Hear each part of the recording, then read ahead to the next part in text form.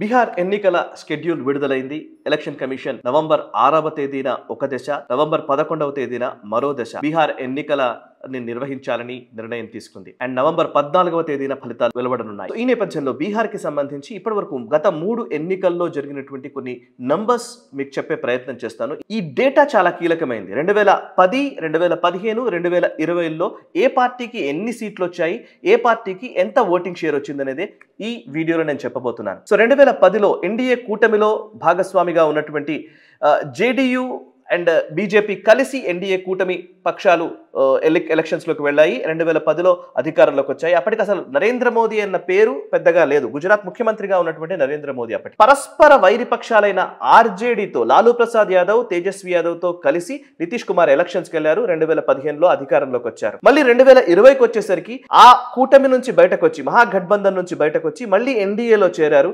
బీజేపీతో కలిసి పోటీ చేసి మళ్ళీ ముఖ్యమంత్రి అయ్యారు. సో 2010లో ఎన్ని సీట్లు వచ్చాయి, 15లో ఎన్ని వచ్చాయి, 20లో ఎన్ని వచ్చాయి చూసే ప్రయత్నం చేద్దాం. భారతీయ జనతా పార్టీకి 2010లో 91 సీట్లు, 2015లో 53 సీట్లు, 2020లో 74 సీట్లు వచ్చాయి. జేడీయూకి 2010లో 115 సీట్లు, 2015లో 71 సీట్లు, 2020లో 43 సీట్లు వచ్చాయి. ఎల్జేపీకి 2010లో 3, 2015 2, 2020లో 1 సీటు.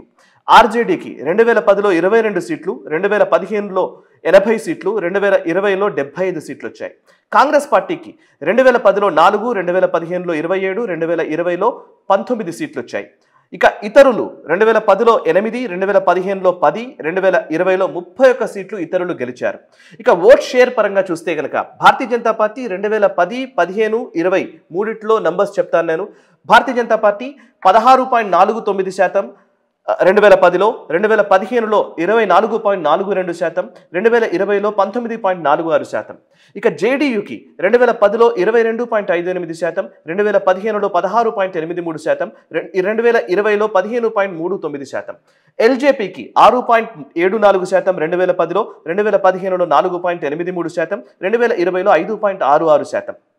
ఆర్జేడీకి 2010లో 18.84%, 2015లో 18.35%, 2020లో 23.11%.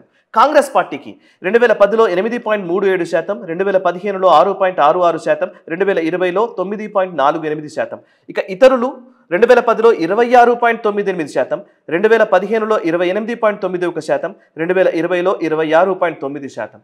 సో ఇది బీహార్కి సంబంధించి గత 3 ఎలక్షన్స్లో వచ్చినటువంటి సీట్లు, ఓటింగ్ పర్సంటేజ్కి సంబంధించినటువంటి వివరాలు.